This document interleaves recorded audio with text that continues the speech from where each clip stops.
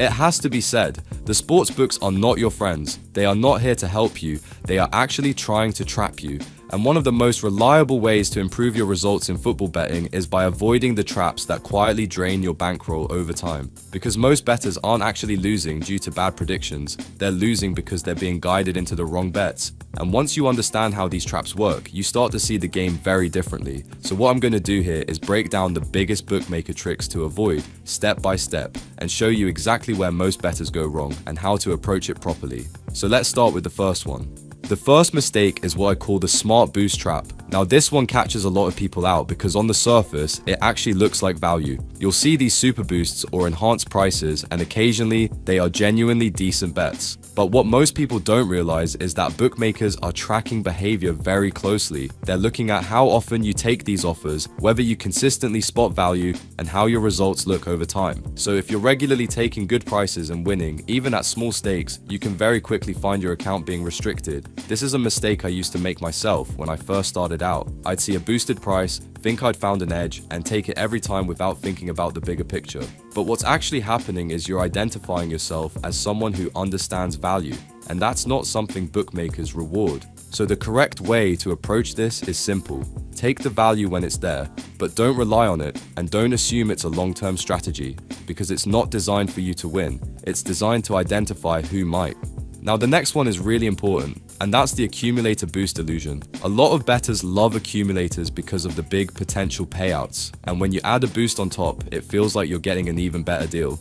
But the maths tells a very different story. Every single selection in an accumulator already includes a margin in the bookmaker's favor, and when you combine multiple selections, that margin compounds massively. So by the time you've built a 4 or 5-fold, the bookmaker already has a huge edge, which means they can offer a boost and still be well ahead. For example, let's say you're backing 4 teams all priced around 1.5. Individually, those prices already lean in the bookmaker's favor. When combined, the true probability of all 4 winning is lower than the odds suggest. So even with a 10 or 15% boost, you're still paying over the true price. What most bettors do wrong here is they focus on the final odds rather than the value behind it. But experienced bettors look at each selection individually and ask one question: is this actually a good price? And if the answer is no, then adding more selections and boosting it doesn't fix the problem, it just hides it. By the way, if you like videos like this and want to see more on this subject, remember to click the like button. It tells YouTube to send you more of this kind of content. And while you are there, you should hit the subscribe button and notification bell so you never miss a system or strategy video. Now the third mistake is one of the biggest traps out there, and that's the suggested accumulator. You'll often see bookmakers promoting these ready-made bets, and they're designed very carefully. Usually it's a combination of strong favorites, maybe 2 or 3 teams that look very likely to win, and then one slightly bigger price selection. At first glance, it looks realistic. It feels like something that could easily land, but in reality, that one bigger price selection is doing most of the work in the odds, and it's also the least likely to win. So what you're really betting on is whether that one leg comes in. A common situation might be a weekend coupon where you've got 3 heavy favorites and then one team priced around 2.5. Everything looks solid, but that one team is where the risk sits, and more often than not, that's the one that lets the bet down.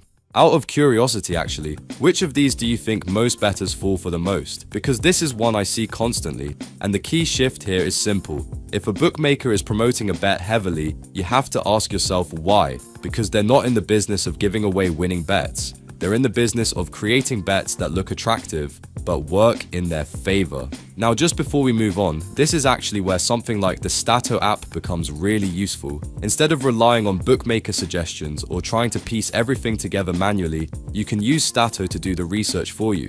You simply select the type of bet you're interested in, press the relevant prompt, and the artificial intelligence analyzes the data and gives you structured insights instantly. It saves you hours of digging through matches and helps you focus on finding proper value rather than following what's being pushed. So if you want to check that out, click the link in the description or scan the QR code on the screen.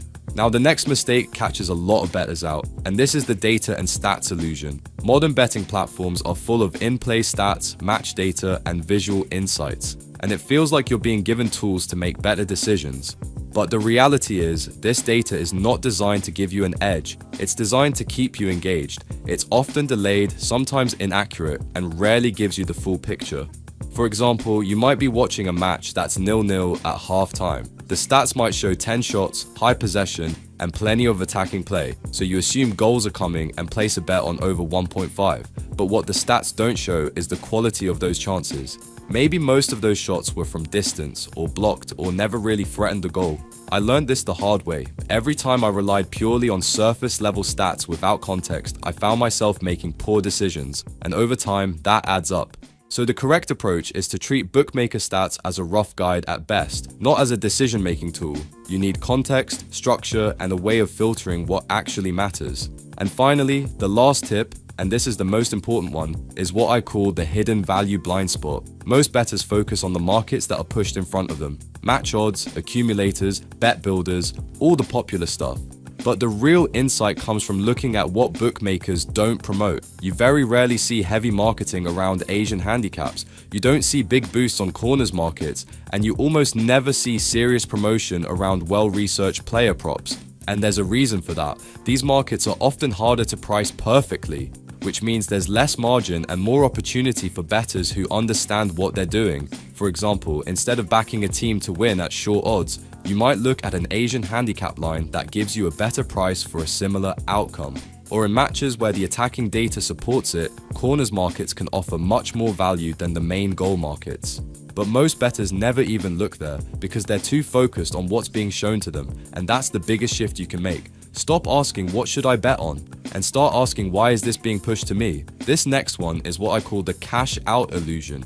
And this one is powerful because most bettors think it's a feature that helps them. Cash out gives you the feeling of control. You place a bet, things are going your way, and now you can lock in a profit early. But here's what's actually happening. The cash out price is almost always worse than the true market value of your position. The bookmaker is effectively offering you a discounted payout in exchange for removing their risk. For example, let's say you back a team pre-match and they go 1-0 up early. The odds swing heavily in your favor. At that point, the true value of your bet has increased, but the cash out offer you're shown won't reflect that full value. It will be shaved down to protect the bookmaker's edge. What most bettors do wrong is they see green numbers and take it without thinking, but over time, constantly accepting reduced value adds up and eats into profits. The correct way to think about cash out is this. It's not a tool for you. It's a tool for the bookmaker to reduce their liability. So unless you have a specific reason to exit a bet early, relying on cash out regularly is usually costing you money. And if you don't believe me, watch how often cash out options are mysteriously suspended in late stages of football matches when bookmakers are most vulnerable.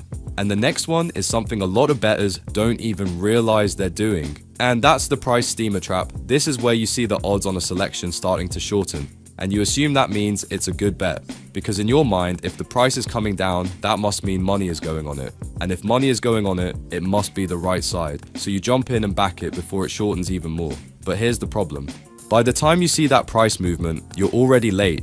The value was there earlier. The people who spotted it first have already taken the bigger price. And now what you're doing is taking a worse version of the same bet. For example, let's say a team opens at 2.5 and then shortens into 2.1 by kickoff. That move might be completely justified based on team news or market confidence, but if you're backing it at 2.1, you're not getting the same value as the people who backed it at 2.5. You're paying a premium, and over time, consistently taking shortened prices like that will hurt your results. What most bettors do wrong here is they chase the movement. They see the odds shortening and think they're following smart money, but in reality, they're just following it too late. Experienced bettors do the opposite. They either get in early when they believe the price is wrong, or they leave it alone completely. They don't chase. Remember, price movement tells you where the value was, not where it is now. And the reality is, if you're backing something because the odds have shortened, there's a very good chance you've already missed the best of it. After all, most punters end up losing money in the long term, so why would you want to follow the majority of the punters and chase the same bet as them?